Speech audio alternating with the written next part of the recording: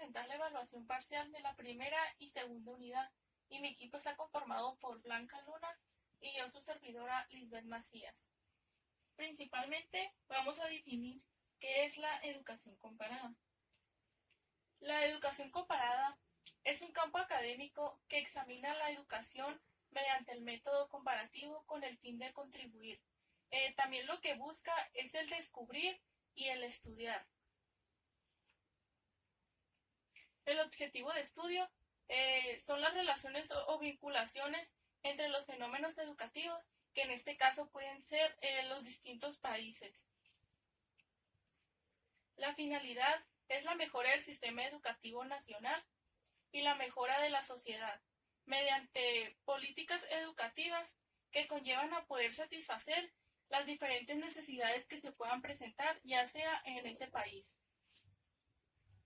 Y el propósito es recopilar la información sobre las formas prácticas de la educación de los diversos lugares. Igualmente, aquí se puede presentar la recopilación de los diferentes países. Y seguimos con las corrientes epistemológicas. La primera es el positivismo, que es un sistema de la filosofía que se basa en la experiencia y el conocimiento empírico. Y luego también determina que los fenómenos están sujetos a las leyes o a la educación. Más que nada, como lo decían, que está basado en el conocimiento empírico, en lo que piensan las personas, el conocimiento que ellos puedan obtener. El relativismo epistemológico del conocimiento es el comportamiento y el resultado de ese mismo conocimiento. Es el pensamiento que cuestiona las verdades universales, haciendo que el conocimiento sea objetivo. Entonces, como lo dice, es el comportamiento, cómo el ser humano está llevando a cabo, cómo procesa esa información para poder crear un conocimiento empírico. El funcionalismo es una corriente psicológica que procura cómo las personas, cómo funciona la mente de las personas, cómo se lleva a cabo adaptarse también al lugar donde viven, cómo es que ellos llevan a cabo los pensamientos. Pues esto es el funcionalismo. Trata de poder comprender la mente de las personas, de cómo ellos llevan a cabo sus pensamientos. Y algunas de las características, pues es primeros estudios en los países de la economía desarrollada. Es lo que busca en que los países puedan adaptarse a los estudios. Y luego sigue la descripción de experiencias educativas con éxito, que se lleve a cabo cada una de estas etapas en los distintos países. Y los objetos de estudios es, como lo mencionaba, el relativismo. Buscan cómo llevar a cabo el objeto de estudio que se pueda cumplir. Todo es como que un proceso y empieza desde primero a crear el pensamiento, después cómo lo lleva a cabo y por último cómo procura presentarlo, cómo es que funciona cada uno de ellos. Y pues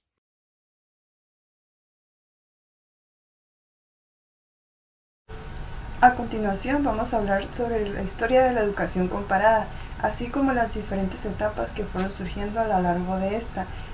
Para hacer esto les voy a proyectar una línea de tiempo. Mientras ustedes la visualizan, yo voy a ir comentando cada uno de los acontecimientos que surgieron a lo largo de la historia de la educación comparada. El análisis comparativo de los fenómenos educativos se realizó desde tiempos remotos. En 1520, el humanista Juan Vives ofreció un enfoque moderno global de la educación comparada, en donde confrontaba las formas y prácticas diferentes que había encontrado en sus viajes, apoyado en sus estudios realizados en París y en Lovaina. En 1630, el jesuita Baltasar propuso el abandono de los modelos grecorromanos para fundamentar un ideal educativo basado en el concepto español de la perfección humana.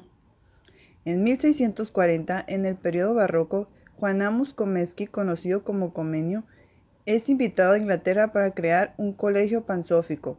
A pesar de que no tuvo éxito, a Comenius se le reconoce por proponer un enfoque comparativo de la educación y con la finalidad de desarrollarlo postuló la creación de un centro internacional.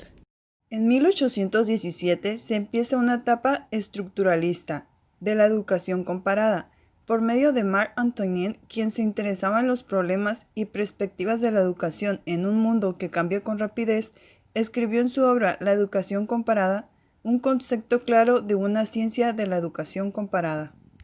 1830. La etapa de los encuestadores.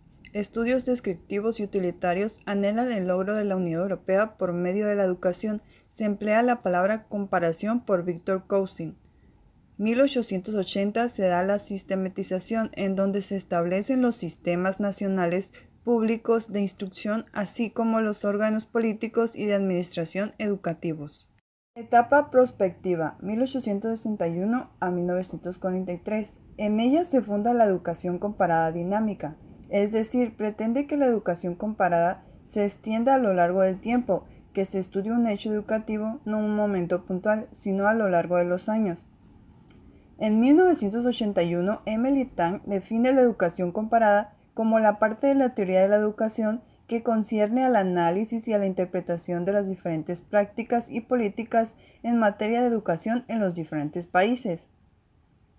En 1996, García Garrido define el objeto de la educación comparada como la parcela de realidad, hechos y fenómenos que han de ser estudiados, observados, analizados o experimentados.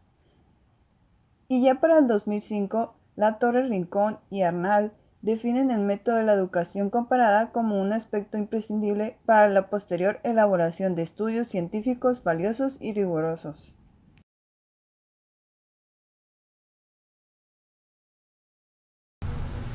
Uno de los fundamentos metodológicos de la educación comparada son las etapas de análisis comparativo.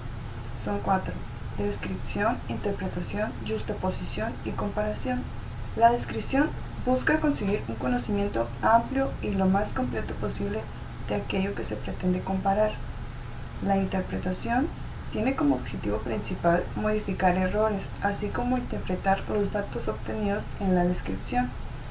Justaposición mantiene un carácter de relación al encontrar diferentes estudios hasta llegar a un eje paralelo.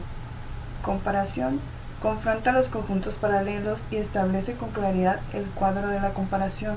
Su objetivo principal es extraer conclusiones separando lo fundamental de lo accidental.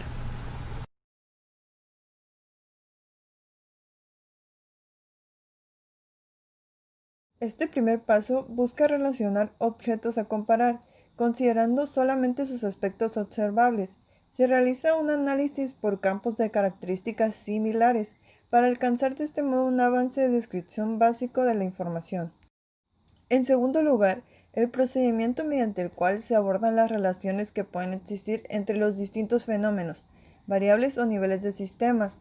Para ello se inicia con articulaciones hipotéticas entre variables identificadas a diferentes niveles de análisis.